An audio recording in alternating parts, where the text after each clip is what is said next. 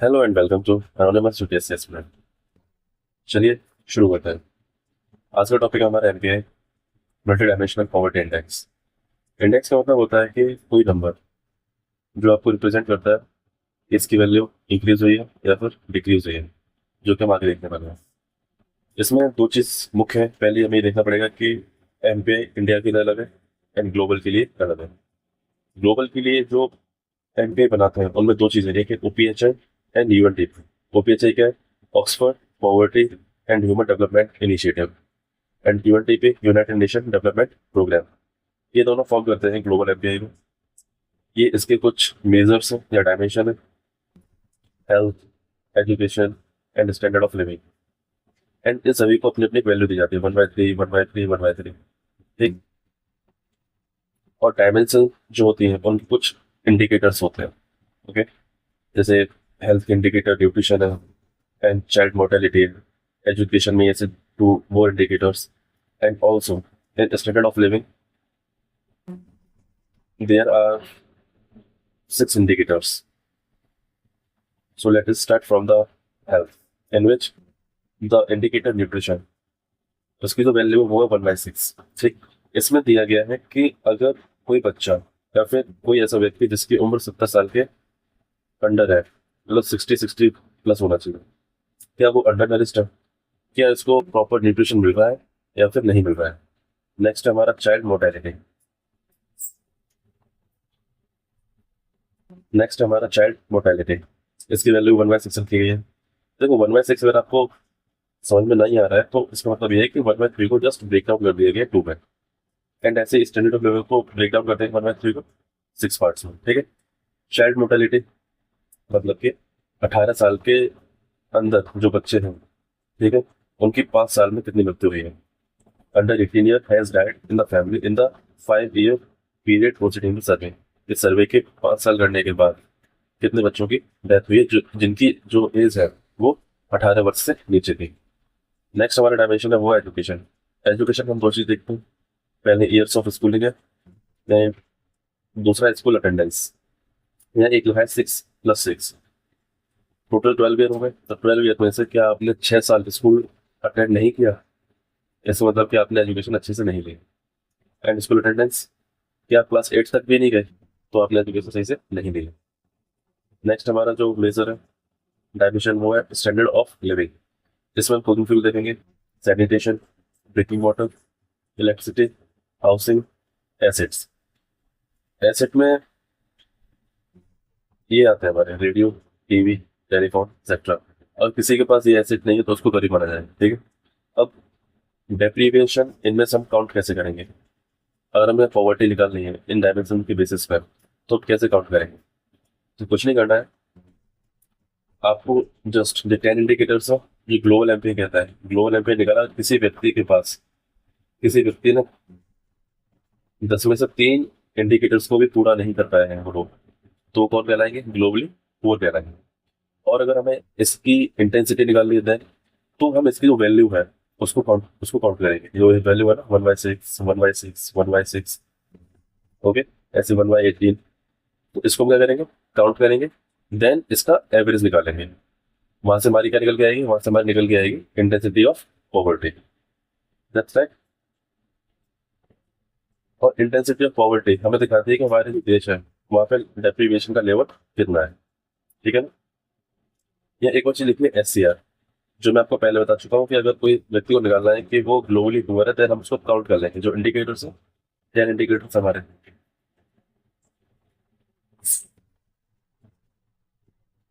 10 indicators में से अगर किसी ने 3 को पूरा नहीं कर पाया है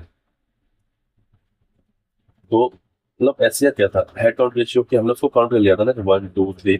इसी टाइप से हम इसको भी काउंट कर सकते हैं। तभी तो बोला जा रहा है कि वो SCR की तरह उसको कैलकुलेट कर सकते हैं। ठीक है।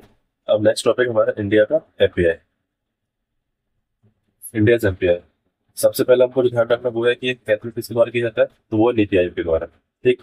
प्लस इसकी कैलकुलेशन में हम किसकी डाटा यूज करते हैं, तो वो है नेशनल फैमिली हेल्थ सर्वे के द्वारा। ठीक है।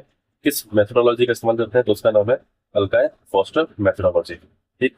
ग्लोबल एमपीआई और इंडिया के जो एमपीआई उसमें केवल एक दो डिफरेंस है। पहला, जो ग्लोबल एमपीआई था उसमें हमारे पास 10 इंडिकेटर्स थे, ठीक। लेकिन इंडिया का जो एमपीआई है उसमें हमारे पास 12 इंडिकेटर है।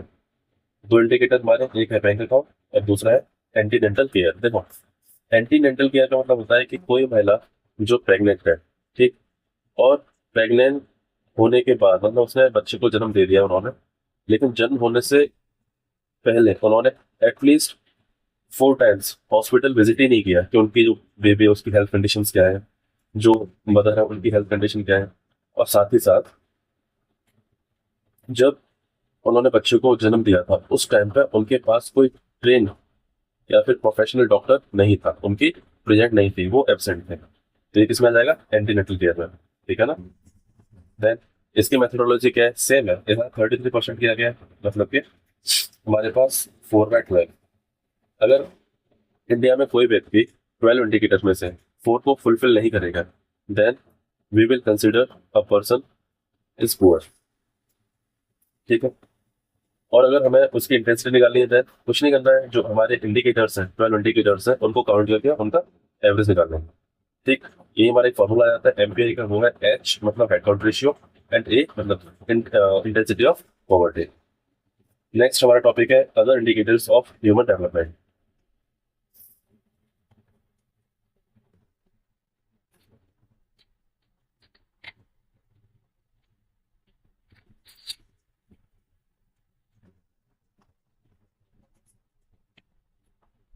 नेक्स्ट टॉपिक है हमारा other indicators of human development. देखो, सबसे पहले हमको ये जानना पड़ेगा ना कि ह्यूमन डेवलपमेंट आखिर होता क्या है। ठीक।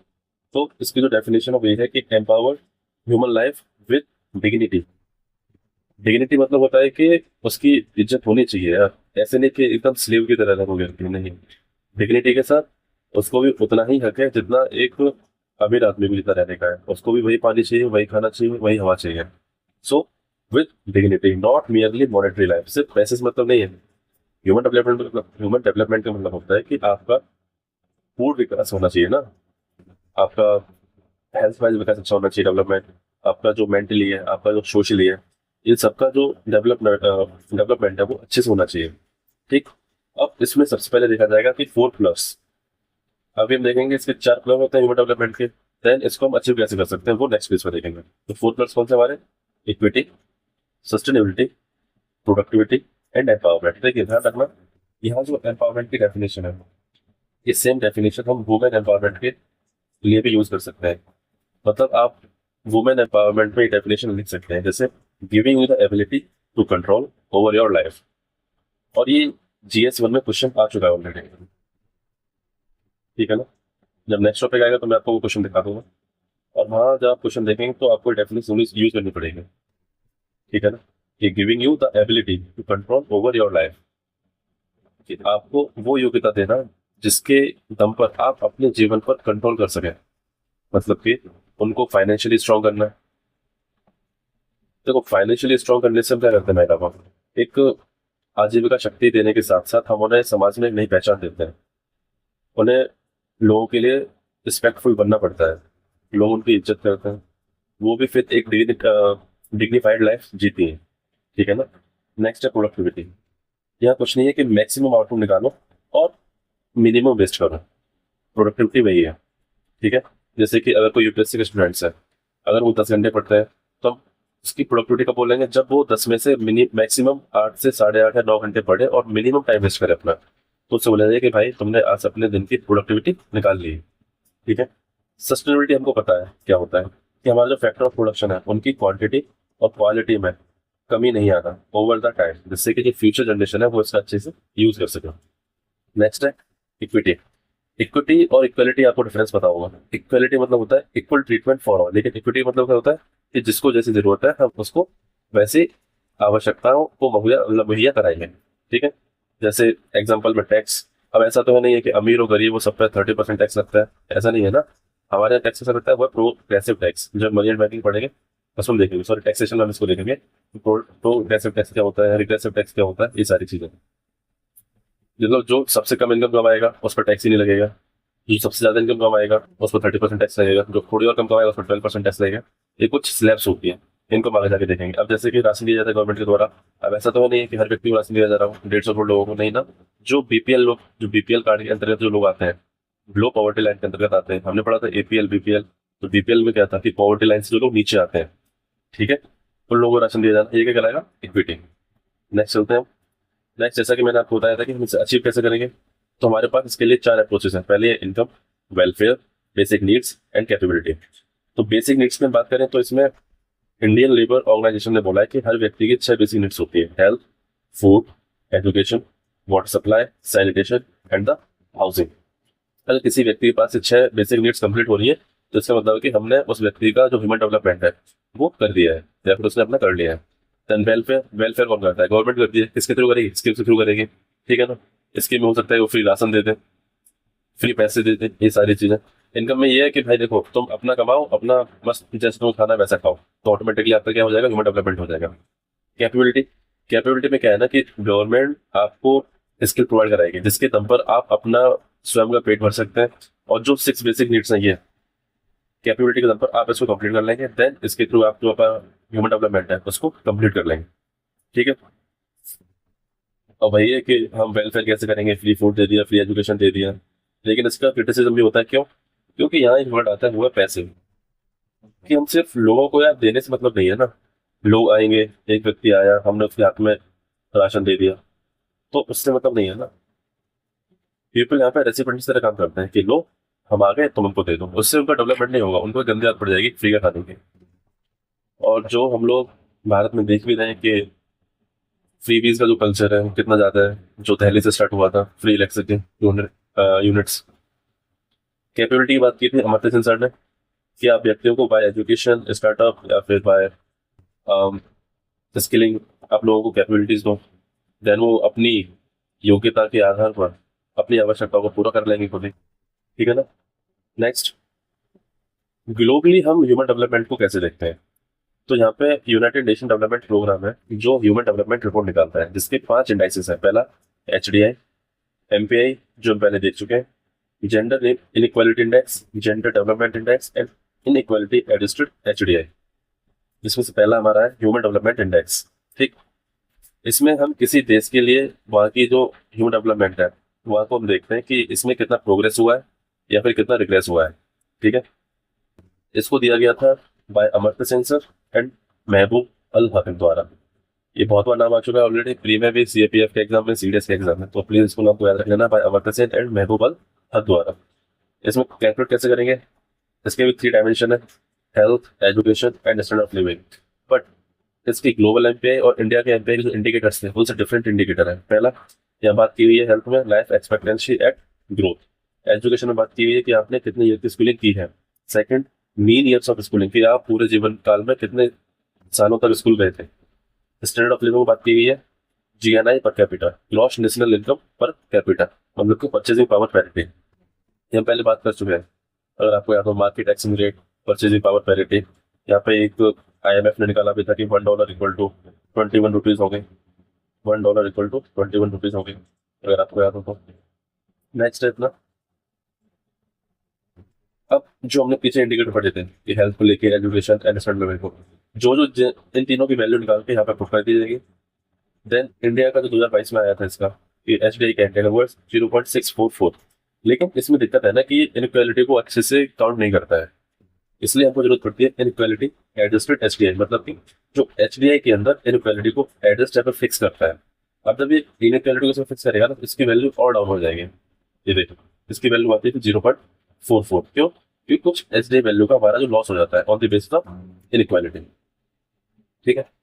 नेक्स्ट है हमारा जेंडर डेवलपमेंट इंडेक्स। जैसे कि हमारे नाम से हमको पता चल रहा है कि जेंडर की बात कर रहा है, मतलब कि मेल एंड फीमेल की बात कर रहा है, तो सोज द डिफरेंस अपॉर्चुनिटी, मतलब मेल एंड फीमेल के लिए कितनी अपॉर्चुनिटीज में डिफरेंस है उसमें दिखाई गई है।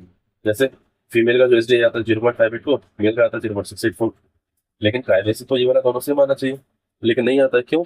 इसका रीजन और जो एवरेज आता है 0.852, इसका मतलब भी हम लोग समझेंगे क्या मतलब होता है। तो मैं कहा था कि इन दोनों का, जैसे कि मेल और फीमेल का जो HDI है उसे माना चाहिए, लेकिन नहीं आता है। और जब ये नहीं आता है तो इससे क्लियर हो जाता है कि मेल और फीमेल का जो HDI है उसमें काफी ज्यादा डिफरेंस है। मतलब मेल को जो अपॉर्चुनिटीज मिल रही है वो ज्यादा है as compared to the female.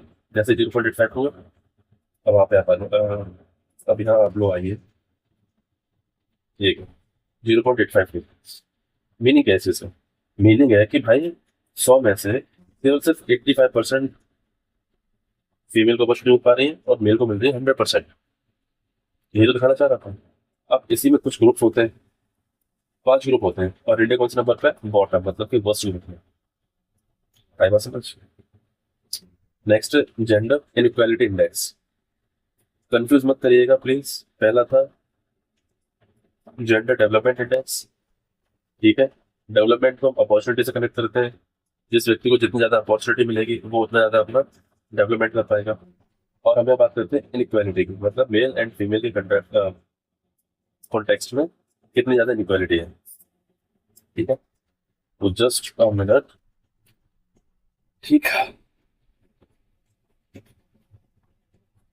अब जेंडर इनइक्वालिटी इंडेक्स में हमारे पास कुछ इंडिकेटर्स हैं, मेजर्स हैं। पहला health, empowerment and the labour market. इनको प्लीज याद रखना, प्रीलिम्स में क्वेश्चन आ जाते हैं, तो याद रखिए प्लीज। नेक्स्ट कुछ इंडिकेटर्स होंगे, जैसे कि हेल्थ के अंदर फीमेल के जो इंडिकेटर है वो है रिप्रोडक्टिव पार्ट को लेकर। ठीक है, रिप्रोडक्शन को लेकर। पहला maternal mortality ratio, second adolescent birth rate. तो इन दोनों से मिलकर जो बनता है उसका नाम है फीमेल रिप्रोडक्टिव हेल्थ इंडेक्स। ठीक, सॉरी। देन सेकंड है एम्पावरमेंट। एम्पावरमेंट में हम मेल एंड फीमेल दोनों को देखेंगे। तो यहाँ पे जो इंडिकेटर्स हैं वो हमारे आते हैं कि इन दोनों ने, मतलब फीमेल ने कितनी सेकेंडरी एजुकेशन हासिल की है एंड मेल ने कितनी की है। एंड साथ ही साथ जो पार्लियामेंट्री सीट्स हैं उस पर कितने मेल है एंड कितने फीमेल है। ठीक है, सो एम्पावरमेंट में सेकेंडरी एजुकेशन और फीमेल की जब उन दोनों को मिला के निकलता है फीमेल एम्पावरमेंट इंडेक्स। ठीक है, ध्यान रहेगा। देन लेबर मार्केट में फीमेल एंड मेल का जो LFPR है, मतलब लेबर फोर्स पार्टिसिपेशन रेट है, वहां से निकलेगा फीमेल लेबर मार्केट इंडेक्स। और एम्पावरमेंट वाला प्लस लेबर मार्केट वाला यहाँ से निकलता है, सॉरी, एम्पावरमेंट से निकलेगा मेल एम्पावरमेंट इंडेक्स और लेबर से निकलेगा मेल लेबर मार्केट इंडेक्स। मतलब फीमेल को 2 इंडेक्स इधर आ गए, मेल को 2 इंडेक्स इधर आ गए। फीमेल के 3 डायमेंशन को मिला के निकलता है फीमेल जेंडर इंडेक्स, मेल के 2 को निकलता है मेल जेंडर इंडेक्स, और इन दोनों से निकलती है जेंडर इनइक्वालिटी इंडेक्स, जो कि भारत के लिए 0.437 है। और ये जितनी ज्यादा कम होगी उतना ही अपने देश के लिए बेनिफिट है। ठीक। देन नेक्स्ट है हमारा कि देखो, भारत ने इकोनॉमिक डेवलपमेंट तो कर लिया है काफी ज्यादा अच्छे से। आज हमारी इकोनॉमी 4th नंबर पर है, सभी को पता है। लेकिन क्या भारत ने ह्यूमन डेवलपमेंट कर पाया है? इसका आंसर है नो, नहीं कर पाया। क्यों नहीं कर पाया? तो पहला इसका आंसर, जो कि हमने तो जितने इंडिकेटर्स पढ़े थे ना हमने ह्यूमन डेवलपमेंट के लिए, ठीक है ना, कि क्या क्या हो सकता है और कैसे इसको अचीव करेंगे, ये सारी चीजें, कि हेल्थ है इसमें, एजुकेशन है, सैनिटेशन है, ये सारी चीजें। जैसे कि हेल्थ आ गया, एजुकेशन आ गई, जेंडर इनइक्वालिटी आ गई, इनइक्वालिटी। तो इसमें क्या है, काफी मेजर डिफरेंस है। ये तो हमें दिखाता है कि आंकड़े कुछ ऐसे कहते हैं, लेकिन अगर हम इसका काउंटर आर्ग्यूमेंट करें देन तो हमें कुछ फिगर्स देखने पड़ेंगे। तो देखो, ब्रिटिश शासन ने 190 साल तक भारत पर कंट्रोल किया। ठीक है, तो जब किसी देश पर तुम कंट्रोल करोगे, वहाँ की जो रिसोर्सेज तुम खत्म कर दोगे, वहाँ का जो लिटरेसी रेट है वो तुम केवल 6-7% पे छोड़ के चले जाओगे, तो आपको क्या उम्मीद है कि बीते सिर्फ 75 वर्षों के अंदर हम 200 साल से जो की गई परेशानियों को हल कर पाएंगे? कुछ देशों ने इसमें सफलता भी पाई है, लेकिन उसकी उन्होंने कुछ कीमत भी चुकाई है। एग्जाम्पल चाइना, उन्होंने सफलता पाई, लेकिन साथ ही साथ वहाँ के जो लोग हैं उन्होंने इस चीज की कीमत चुकाई है। तो हम थोड़ा चार्ट देख लेते हैं। पहला हमारा ह्यूमन डेवलपमेंट इंडेक्स का चार्ट है। 1990 में जो गैप था भारत को इतना था, लेकिन 2022 में जो हमारा गैप है तो इतना रह गया। मतलब हमने एज कम्पेयर टू वर्ल्ड आज जो हमारी सफलता है वो काफी अच्छी है। सेकंड, जेंडर डेवलपमेंट इंडेक्स देख लेते हैं। 1990 में काफी गैप है, लेकिन अभी गैप कम हुआ है। जेंडर इनइक्वालिटी इंडेक्स देख लेते हैं। इसमें तो हम भाई वर्ल्ड के बराबर से चल रहा है। गैप यहाँ देखो बिल्कुल मिल ही गए। तो हम ये नहीं कह सकते कि भाई हमने कुछ नहीं किया किया है। बशर्ते कि कुछ चीजों को बदलने में थोड़ा वक्त लगता है, और जब किसी देश की 150 करोड़ की आबादी होती है तो जाहिर है वक्त लगेगा। नेक्स्ट टॉपिक है कि India pace of poverty reduction.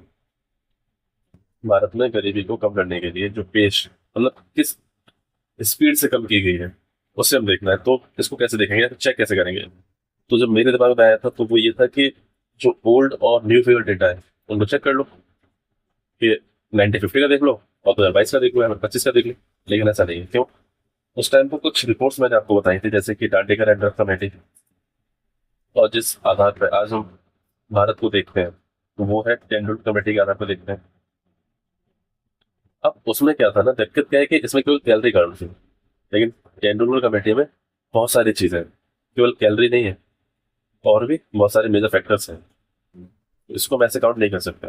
बाकी इसको हम आगे देखेंगे कैसा क्या चल रहा है। सबसे पहले देख लेते हैं कि ग्रोथ क्या होती है एंड इंक्लूसिव ग्रोथ क्या होती है। भारत के द्वारा इन ग्रोथ की गई है। क्यों ऐसा इसलिए कह रहे हैं क्योंकि देखो, जब ग्रोथ होती है ना तो पॉवर्टी रिडक्शन होता है, उसमें इंक्लूसिव ग्रोथ, ग्रोथ बढ़ेगी तो पॉवर्टी डाउन होगी। क्यों? यहाँ पे जो मैक्सिमम सेक्टर्स है ना या फिर लोग हैं वो ग्रोथ में डायरेक्टली शामिल होते हैं, और जब कोई व्यक्ति ग्रोथ में डायरेक्टली शामिल होता है तो वो अपना भी कुछ पैसा कमाएगा। जब पैसा कमाएगा तो हो सकता है कि उसकी गरीबी कम हो, ठीक है ना। लेकिन यहाँ पे क्या है ना, भारत में क्या हुआ, ग्रोथ कैसे मिली? ग्रोथ मिली केवल 10 15 20 कंपनीज के माध्यम से। यहाँ पे हर व्यक्ति का वो अहम रोल नहीं था, जो कि चाइना में देखने को मिले। इसलिए यहाँ पे जो ग्रोथ हुई है लेकिन पॉवर्टी को डाउन नहीं कर पाए। नेक्स्ट है कि पॉवर्टी और ग्रोथ का कोरिलेशन क्या है। तो इनका कोएफिशिएंट कोरिलेशन है। कोएफिशिएंट मतलब कि अगर 1% ग्रोथ हो रही है, 1% ग्रोथ इंक्रीज हो रही है, देन कितनी पॉवर्टी डाउन होगी, ठीक। और अगर देखो ग्रोथ हो रही है तो पॉवर्टी का कम होना जरूरी नहीं है, वो हम बात के कॉन्टेक्स्ट में देख चुके हैं। इसका मतलब कि दोनों चीजें एक साथ तो घटती हैं लेकिन एक दूसरे का कभी कारण नहीं बन सकते। ये जरूरी नहीं कि अगर ग्रोथ हो रही है तो पॉवर्टी डाउन ही होगी, ठीक है ना। अब हम थोड़ा सा फैक्ट या फिगर देखते हैं थोड़ा सा कि प्री 99 मतलब 1991 से पहले हमारी ग्रोथ रेट था 3.5 to 4%, और पॉवर्टी रिडक्शन था स्लो, काफी ज्यादा। 1991 के बाद जब हमने एलपीजी रिफॉर्म्स किए हमारा थोड़ा सा ग्रोथ रेट इंक्रीज हुआ है और पॉवर्टी रिडक्शन भी बढ़ा है। 2000 के बाद ग्रोथ रेट 7.5% हो गया एंड पॉवर्टी रिडक्शन काफी ज्यादा हो गया, मतलब close to highest in the world, इतना ज्यादा था। अब इसको मेजर कैसे किया जाता है? मेजर किया जाता है हाउस होल्ड कंजम्पशन एक्सपेंडिचर सर्वे के द्वारा, जो कंडक्ट कराया गया था 2012 में, 17 में जो अभी तक रिलीज नहीं किया है, और 2023 में कराया गया। उसका डेटा कुछ ऐसा है कि हमने अब तक 5.25% केवल पॉवर्टी बची है इंडिया। कुछ अल्टरनेटिव मेथड्स हैं जैसे कि वर्ल्ड बैंक, एमपीआई, ठीक है। अगर एमपीआई की माने तो भारत ने पिछले बीते 10 सालों के अंदर 200 मिलियन पीपल को, 200 मिलियन लोगों को पॉवर्टी से बाहर निकाल दिया है, ठीक। वर्ल्ड बैंक का डेटा आ गया। नेक्स्ट 2023 में कुछ आंकड़े आए थे और में बोला गया कि इंडिया में थर्ड मैक्सिमम पॉपुलेशन है गरीबों की, after Nigeria and the DRC. Prelims के लिए फैक्ट अच्छा है तो प्लीज याद कर लें इसको। नेक्स्ट वर्ल्ड बैंक की जो डेटा था उसमें कहा गया कि जो लोअर मिडिल इनकम कंट्रीज है उनकी पॉवर्टी लाइन कितनी थी? $3.67। उन्होंने 2011 में 45% गरीबी थी और 2022 में 28% रह गई। एक्सट्रीम पॉवर्टी देश थे उनकी 2011 में 16 थी, और जिसके लिए उनके पॉवर्टी 2.5% थी 2022 में 2.35 रह गई। लेकिन देखो यहाँ दिक्कत क्या है ना, दिक्कत है अगर आप 28 में से, मतलब जो कि तुम मैक्सिमम है 28, ये आप डाटा ले लीजिए, मतलब 2.35 यहाँ पर है, 28 यहाँ पर, तो इसके बीच के जो लोग हैं 26%, ये लोग तो सिर्फ थोड़े ही उठे हैं यार। अगर इनके घर पे कुछ समस्या आती है, मतलब कोई बीमार पड़ गया एक्सट्रीमली, या फिर किसी की डेथ हो गई, जो केवल सिंगल ही ब्रेड अर्नर था उसकी डेथ हो जाती है, तो ये 26% लोग तुरंत ही पॉवर्टी लाइन से नीचे आ जाए, मतलब बीपीएल में आ जाएंगे। और इसी को कहा जाता है चर्निंग पॉवर्टी, मतलब कि सिर्फ आप पॉवर्टी लाइन से थोड़ा ही ऊपर उठे हो, इतना नहीं कि अगर कोई भी दिक्कत आ जाए तो आप वहीं बने रहो, नहीं। जैसे कुछ बहुत मेजर इशू आएंगे आपके सामने, हो सकता है कि आप सीधे पॉवर्टी लाइन के नीचे दिखाई दो, ठीक है ना। नेक्स्ट है world bank poverty and equity. कुछ नहीं, सिर्फ फैक्ट और डेटा है कि एक्सट्रीम पॉवर्टी जो हम देखते हैं 2.15 लाइन थी कि रूरल एरियाज के लिए एक्सट्रीम पॉवर्टी डाउन हुई है। 2021-22 में 18.4% थी, 22-23 में 2.8% है। अर्बन के लिए 10.7 थी, 1.1 रह गई है। रूरल और अर्बन पॉवर्टी में जो गैप था वो कम हो रहा है, पहले 7.7 था 2011-12 में, अब केवल 1.1 रह गया है। और इसका डिक्लाइन रेट निकाले एनुअल वो आता है 16%। ऐसे लोअर मिडिल इनकम कंट्रीज हैं, उनके लिए पॉवर्टी लाइन कितनी थी? $3.65। अब उनकी पॉवर्टी लाइन 2011-12 में 16.8% थी गरीबी, अब कितनी रहेगी? 28%। रूरल के लिए 69 से 22 पहुंच गई है, अर्बन के लिए 43 से 72 पहुंच गई है। और यहाँ पर जो वर्ल्ड बैंक का डेटा था वो कह रहा था कि हमने 78 मिलियन लोगों को बाहर निकाला है गरीबी से इन देशों के लिए। देन नेक्स्ट ये डेटा और है कि रूरल अर्बन पॉवर्टी का कितना है? 25 से केवल 15 रह गया है, 7% का एनुअल डिक्लाइन। अब यहाँ पे एक फैक्ट और है, प्लीज मेमोराइज कर लें कि states contributing to poverty reduction, इसमें यूपी, एमपी, महाराष्ट्र, वेस्ट बंगाल और बिहार शामिल है, जिन्होंने ओवरऑल 2/3 या फिर 2/3 पॉवर्टी रेट्स को डिक्लाइन करने में हेल्प की है। आप सभी का बहुत बहुत शुक्रिया वीडियो देखने के लिए। Thank you very much. Next topic हम पढ़ने वाले इनइक्वालिटी, जो उनके नेक्स्ट लेक्चर में देखेंगे। थैंक यू एंड कल के लिए सॉरी कि कल कोई वीडियो नहीं आ पाया था। Thank you once again, thank you very much.